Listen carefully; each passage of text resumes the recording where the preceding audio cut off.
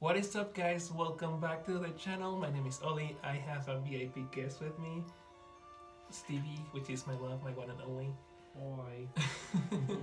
He didn't want to do this because he's pretty nervous, like being in front of camera. I'm kind of used to it because, of course, I started streaming on Twitch, and I was just blabbering by myself pretty much for the entire game. So, since it's Halloween tomorrow, you guys are gonna see this video. Like today is like what, October 30th? Mm-hmm. Okay. So Halloween is the 31st. So you guys are gonna see this video right on Halloween, and we want to like share some of our geeky experiences with horror gaming. So we make kind of like a list of 10 questions randomly. We already know what kind of questions are, but we put them in a small box here. And what we're gonna rate each question to each other, and we are gonna say like our answers, like in my opinion, his opinion, and that's pretty much what we're gonna do. Are you ready? Mm-hmm. Okay, you go first, Vicky. You have to read it out loud.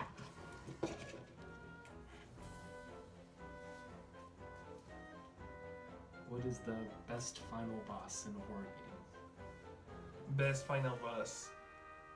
I'd say, because I love the franchise, I'll say Nemesis, but it's not really an intense boss battle. It's more of a, spoilers for those of you who haven't played Resident Evil 3, it's more of a battle against time, because there's a missile launch at Raccoon City that is gonna obliterate the city, and you're like trying to defend yourself against Nemesis, which is the latest form of Nemesis, which is kind of like a blob with eyes, and it's just really intense, and it gives you like that edge of like, should I continue fighting Nemesis? Should I like focus on time? And it's just for me that was really intense. So that's my best boss battle in a horror game. What about you? Of course, spoilers, because we're talking about final bosses. It's actually one of the things that brought Ollie and I together back in our nerdy game page that we were both a part of.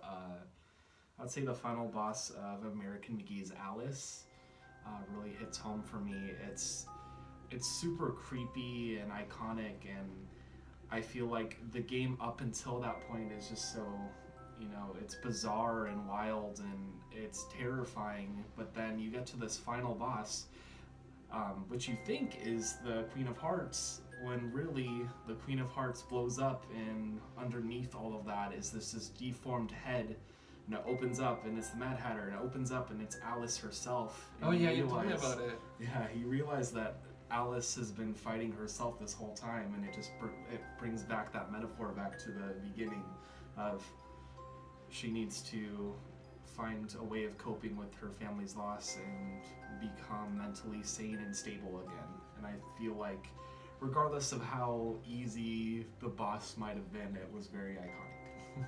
Yeah, like I feel Alice in general is just, well, the game, I haven't even played the first one. I only played the second game, but I've seen Stevie play enough of the first one, and I'm just hooked whenever he plays, especially because the game is so bizarre. It's just what you would expect from Alice, just bizarre and in a horrific manner, entertainment. Like, it's just, I love it. I might play on my channel soon. Yes. Okay. PC version only. Okay, I might try. I'm still like working out my way with my game capture card, because it's like taking a while for me to learn the basics. But I'll try to do like PC baby. Oh, you want me to read it, or you want to read it? Okay. So the next question: what was your first scary video game? The very first one I ever played. Is it okay? So scary video game. Yes. So not necessarily a horror game, but just a game that scared me. Well, okay. So we're talking about horror games. So it has to be a horror game. Okay. First horror game that I personally played.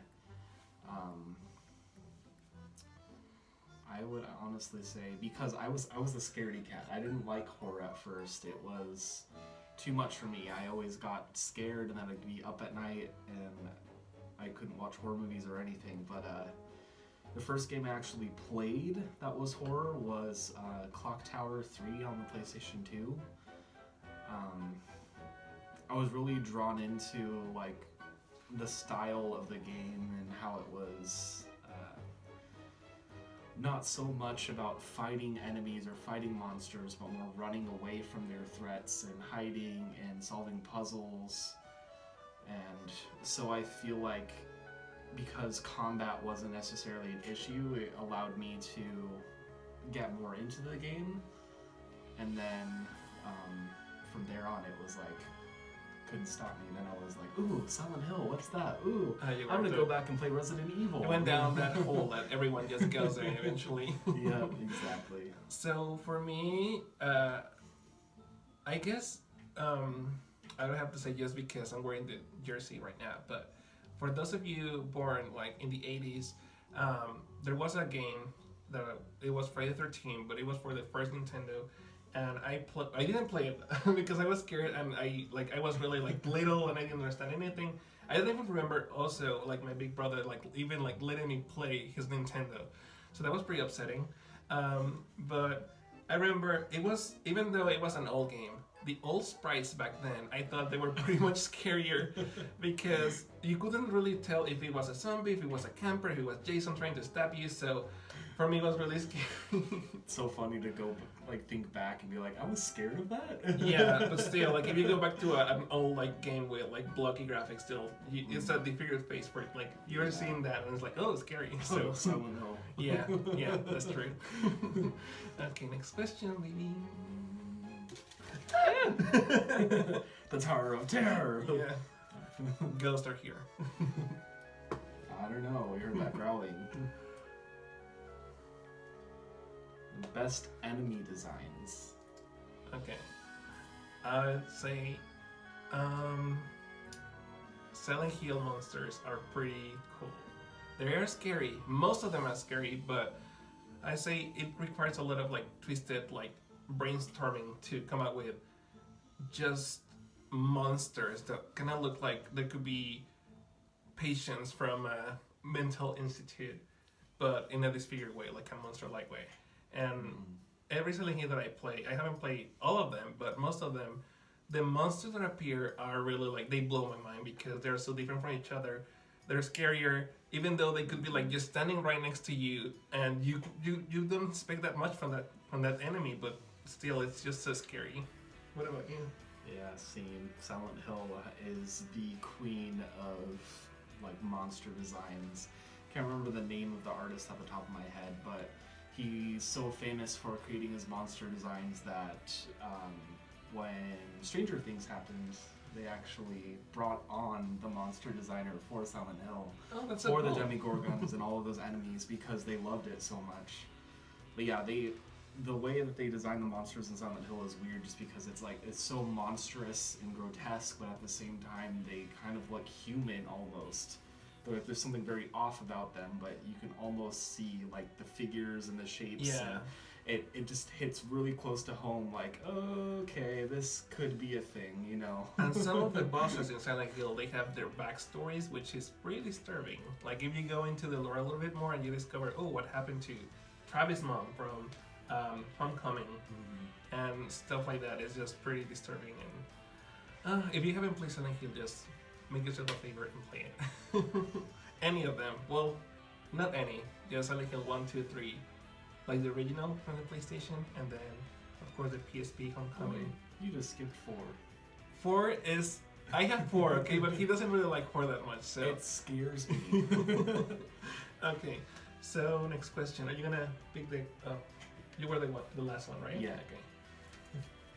This is a good one. Okay. Horror game you always wanted to play but never had. Ooh, I was prepared for this one. So there's this really obscure horror game that I didn't know about for a long time up until 5 or so years ago on the Dreamcast called Ill Bleed. Ill Bleed? Yeah, ILL and then Bleed. Okay. It looks so interesting and bizarre. It's a really rare game to find, and I used to have a Dreamcast too. I should have kept it, but it's this girl and her friends, and this is like old school Dreamcast where like they're like talking and they're like moving their heads, but they don't even like move their lips or anything. Oh, that's Voice scary. acting's terrible. But this girl, Erica, I think her name is, and her friends get invited to this theme park, more like those haunted houses, but like it's an entire theme park, and they challenge you to basically be like, oh, if you can make it all the way to this point or this level and survive, and keyword is survive, because of course I'll survive a haunted house, you get like $10,000 or something like that.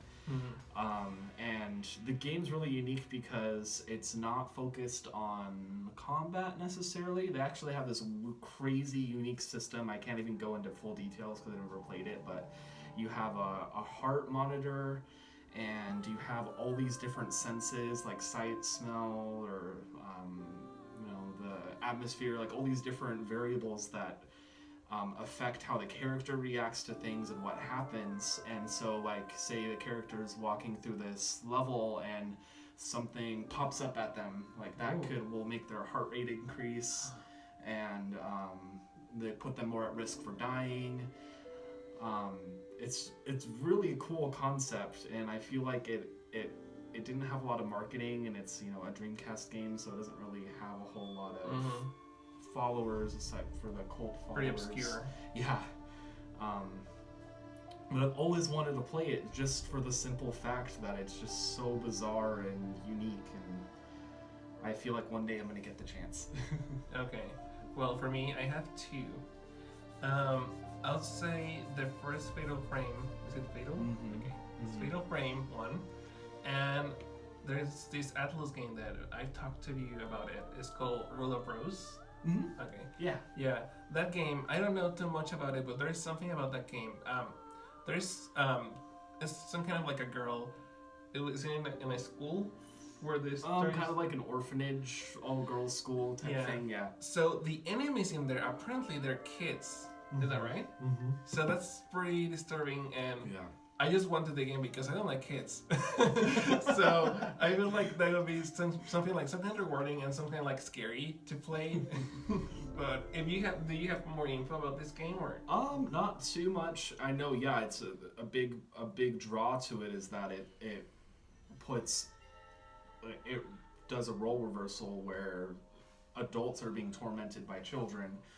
Something Which that is true. like Stephen King did with like Children of the Corn and stuff. And like it's a very terrifying dynamic, not something that you see all the time.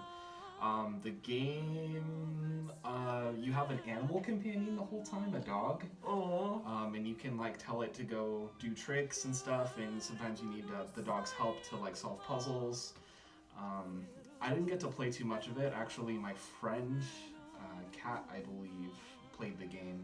And we used to talk about it all the time. And it's a really rare game to find because I can't find it anywhere. Yeah. Much like Haunting Ground, which is my other game that I've always wanted to play. Is that a horror game? Yeah. Okay. Yeah, it's so Clock Tower and Haunting Ground were both Capcom games, but obviously in a completely different direction from Resident Evil.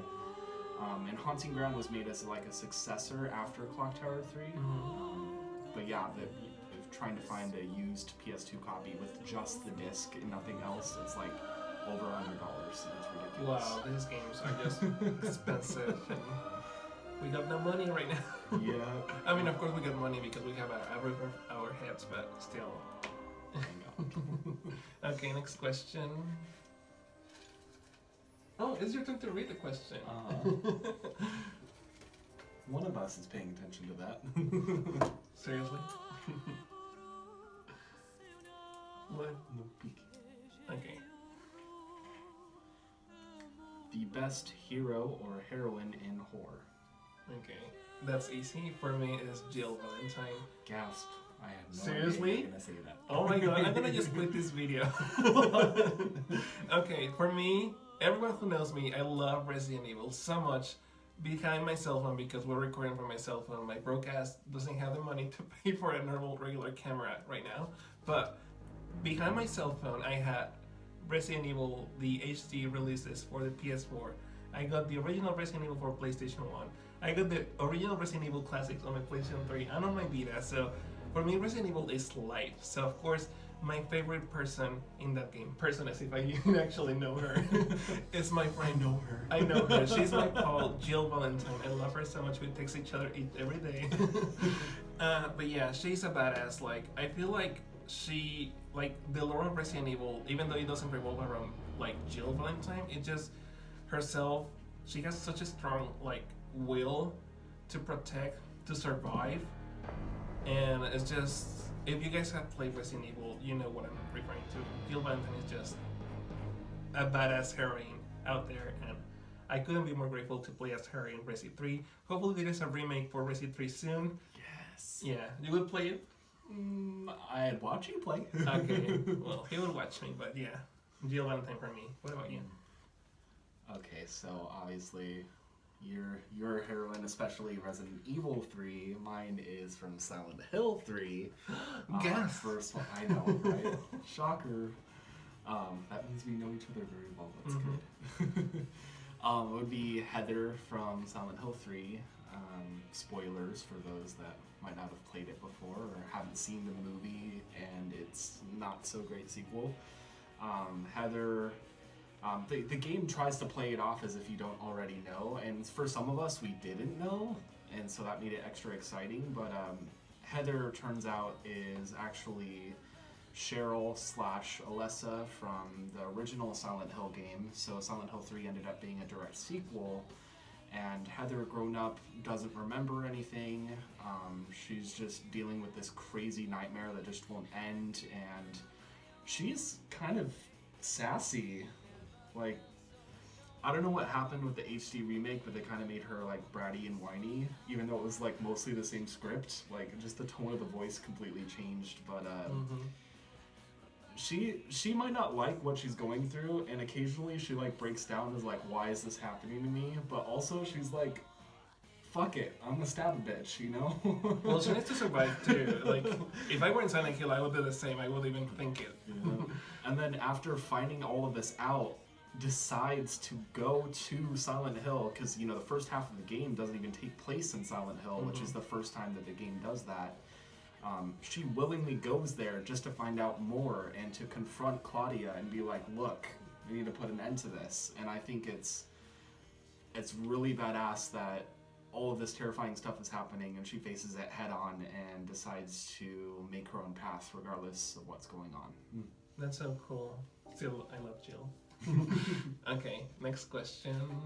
And this is my time, so another long one.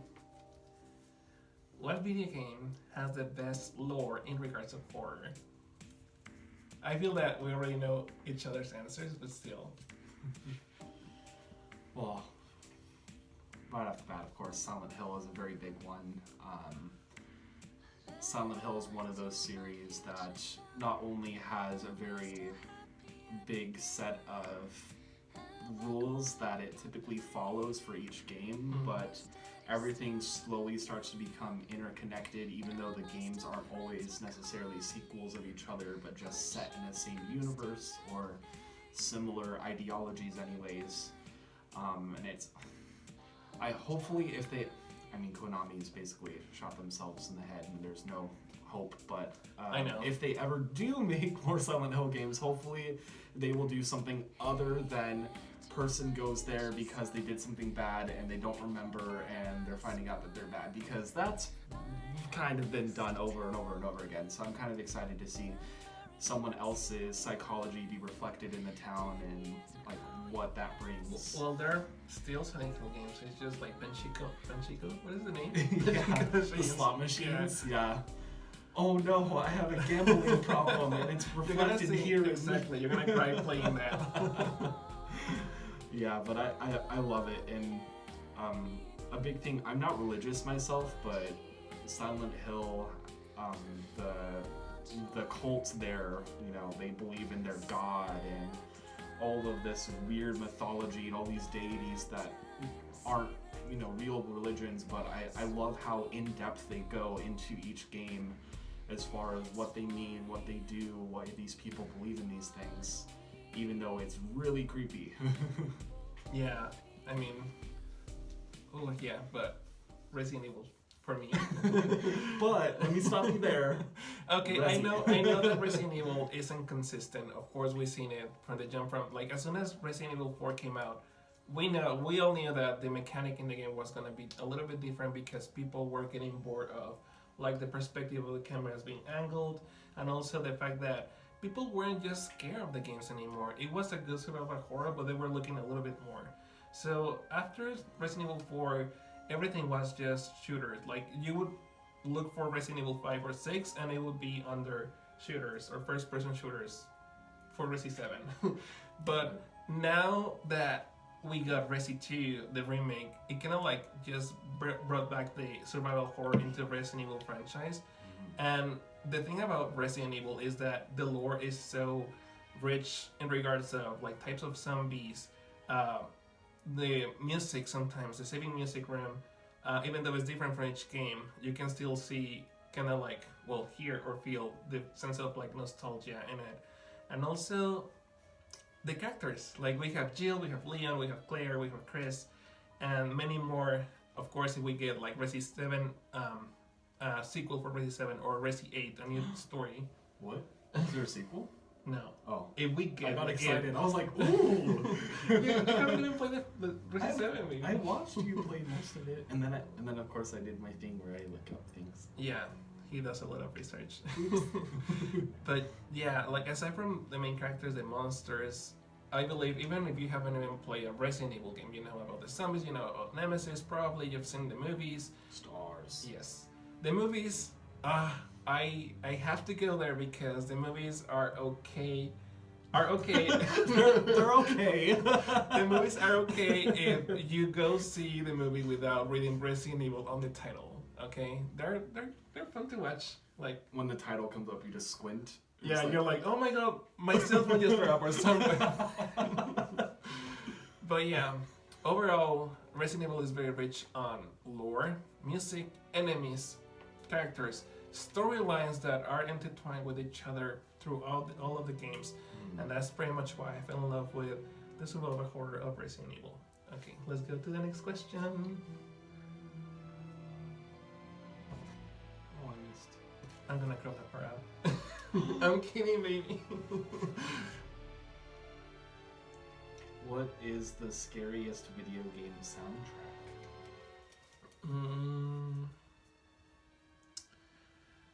Ooh, I got so many.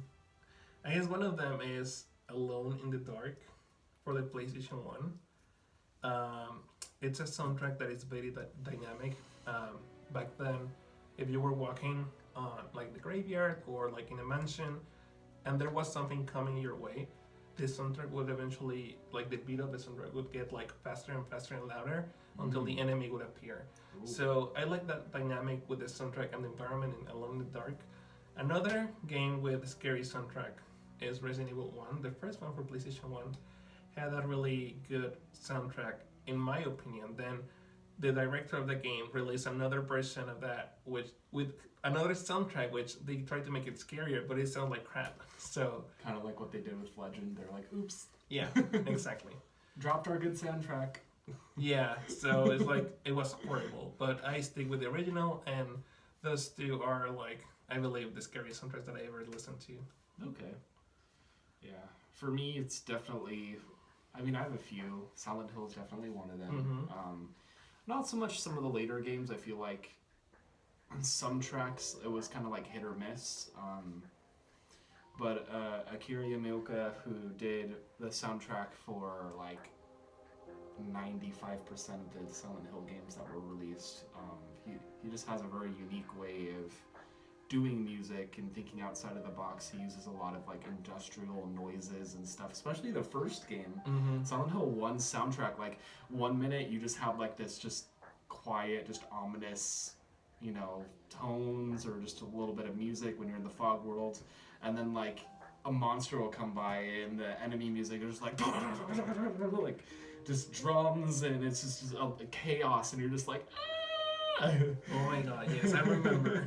Even if, like, it was the school part where the school transformed itself into like hell, and then you have like a different soundtrack when you go like in the classrooms, and then you go like downstairs, and then you hear kind of like somebody like banging on a tube, and that's part of the soundtrack actually, and it's really scary.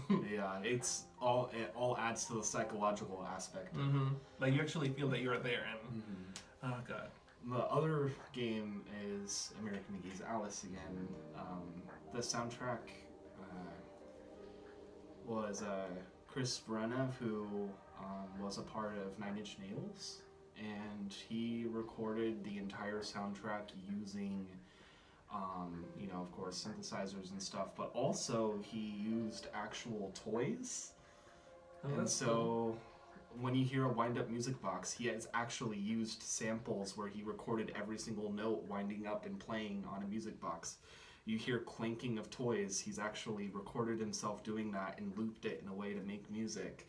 And so one of your favorite songs, Wonderland Woods, like that, like all those different toy noises, like he's actually done that by hand and recorded it. And so it brings that like magical, childish wonder to it all that fits with Wonderland, but then also behind it all you have the haunting vocals and the screeching violins and foreboding bass and all this other stuff that comes in that where you're like, okay, I'm not happy, I'm not terrified just yet, and then you get to the next level and you're like, oh, never mind, I'm scared. Yeah, I remember some of the tracks were a little bit like bizarre, but I like them. Okay, next question. Was it me? Oh, you were the crane guy. Oh, we only have 3. Okay. Let's see. Tres leches. Best game to play on Halloween. This is the question that I've been eager to grab. Thank you. Okay, what is the best game to play on Halloween? Oh, for you. Okay, that's also my choice too. He and I knew we were gonna agree on this. Yeah. So as much as I know that this game is very obscure and not so many people know about it, but Medieval for both of us, like it was one of my first games. I believe yours too. Same. It was my first rated T for teen game. Oh my god! How did we ever go like to play this game when we were little? Parenting right there. But we had cool parents. Yes. So for me, Medieval it means a lot because it also means not only like a good story, but also. Part of my childhood is in that game. So when we got the news that we were having a remake of this game, Stevie and I were just jumping and so excited to play this game. We actually have it. After this, we're gonna be like me in my office. He is gonna go to the living room to play more Medieval and me too. So, yeah, for both of us, Medieval means something very special, and being able to share that with each other just means the world. I know, we're so lucky. I never would have thought I would meet someone that had the same kind of love. I was like, what? I know. You also want a huge bust of Sir Dan? What? You know who that is? Yes, I love it. I feel like there's a lot of people that know of Medieval, like, vaguely, because Medieval was so often on those demo discs that they used to hand out for PlayStation 1, like, through, like, Pizza Hut and stuff. And I had a demo disc that had it, but I also had the game already, so I guess it didn't really matter that there was a demo, but to other people it mattered.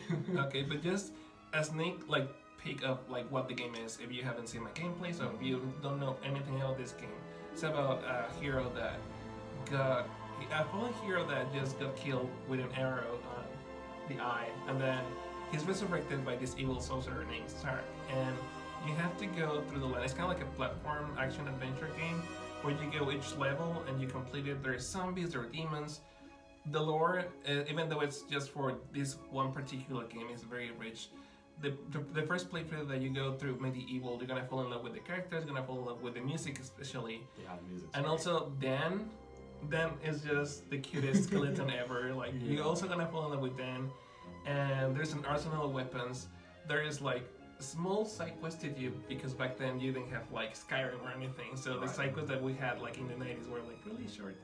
But it was a great game. Still to this day, we believe that it's an awesome game. We love playing this game. So, is there anything you want to add to it? And it's perfect for Halloween. Not only is it because It's kind of tricky. A lot of people associate horror with being scared, and I feel like that's not always necessarily the case. Horror is very dynamic and has a lot of different types. Can be campy. And yeah, and Medieval is totally a horror game. It has pumpkins. Yeah, and Medieval's perfect because it's very Halloweeny. I mean, especially the first like half of the game. It's, you know, you're going through graveyards and cemeteries, and there's not one but two whole levels with pumpkins and jack-o'-lanterns that come to life and attack you. And Very it's cool. very Halloweeny. The most Halloweeny I've ever gotten in the game. I feel like the only other game that's like that is like, what is it? Costume Quest? Custom Quest? I've never played that. But... Okay, yeah, it's an indie game. It's an RPG, but that's for another video. Okay, let's move on because my cell phone is like, I'm dying here. Okay, let's... Oh, is your question, maybe? It's your turn to read the question. Seriously? I know we'll edit that out. What is the best weapon for survival? Best weapon for survival, a gun. I don't like guns in real life, but I feel like guns, if you are in Raccoon City, gun is perfect. If you have enough ammo and friends that won't betray your ass, then you're good to go. And also in Silent Hill, like even though you can just go punching and beating the crap out of the monsters. Good old trusty pipe, yeah. Yes.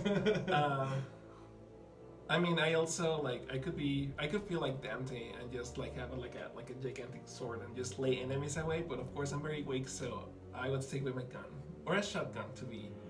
Or if you're like in a very like a scary setting, I would suggest just trying to hide and not come out and face the monsters and just save your ammo for later.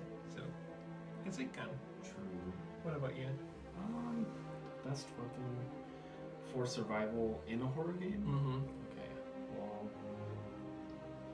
it's tricky. I mean, I know Resi said has unlimited, has a weapon where it's unlimited ammo eventually. Yes, but you have to like You have to unlock. beat the game and do this and do that. Mhm. Well, so Silent Hill, Silent Hill 2, you can get a bullet multiplier.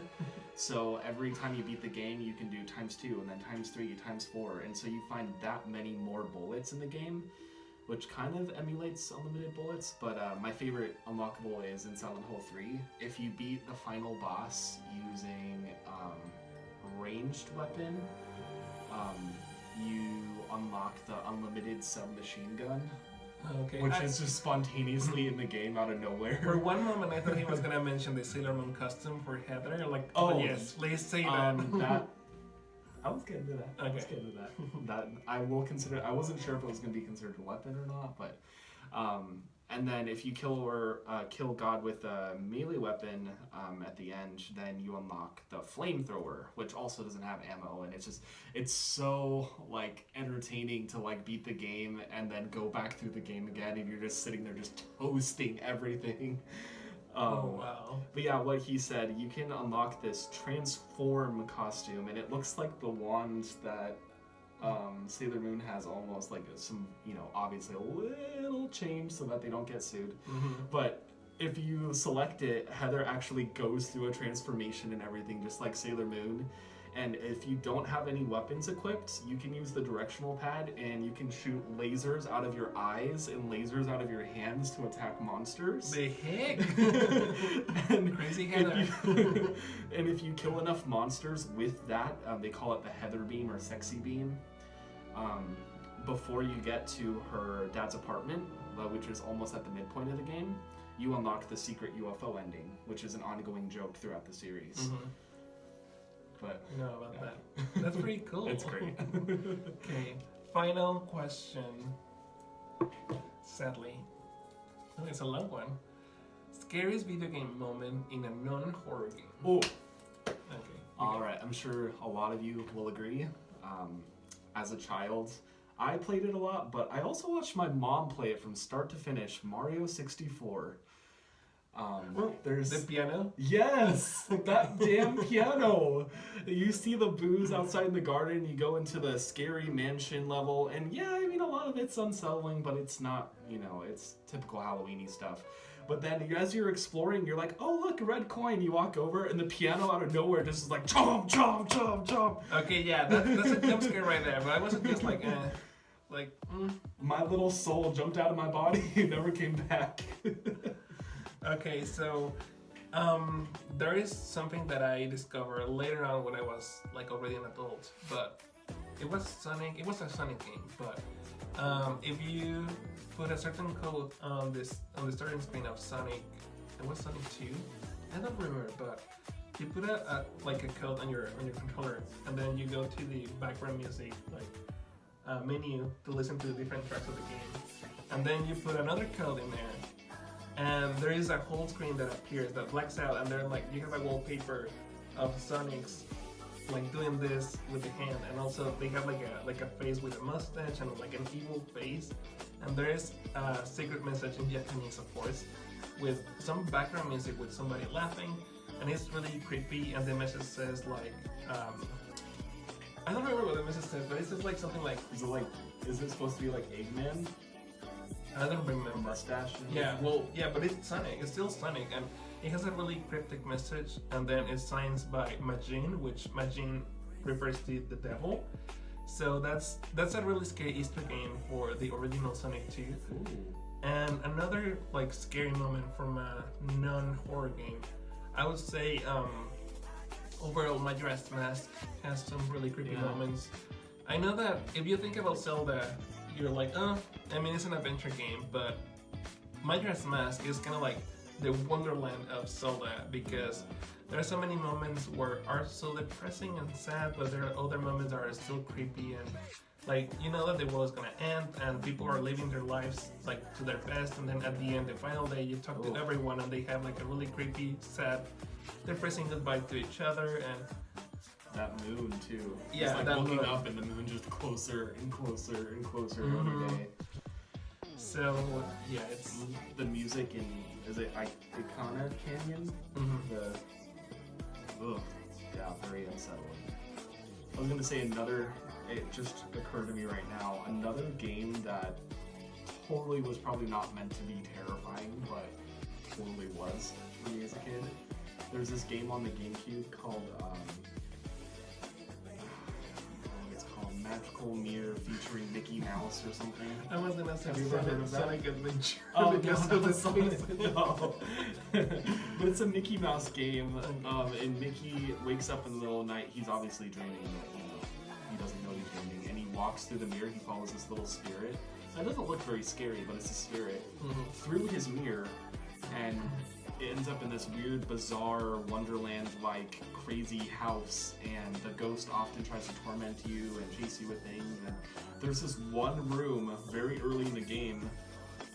And it's just dark, and there's this unsettling music, and you see the shadow in the corner, and it feels so non-Disney, so non-child friendly. Wow. It freaked me out, and I remember I turned off the game, and I couldn't stop thinking about it. I couldn't sleep that night. Like, it was just a lot.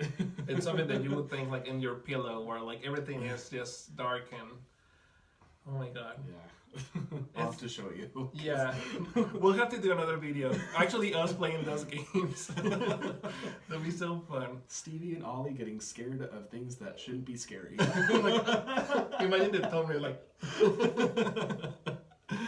Okay, guys. So that's pretty much it. We just wanted to share our geeky passion of horror video games. I hope you guys have enjoyed this video, and if you like it, just like and subscribe. And thank you all, and I'll see you all in the next video. Bye. Boy.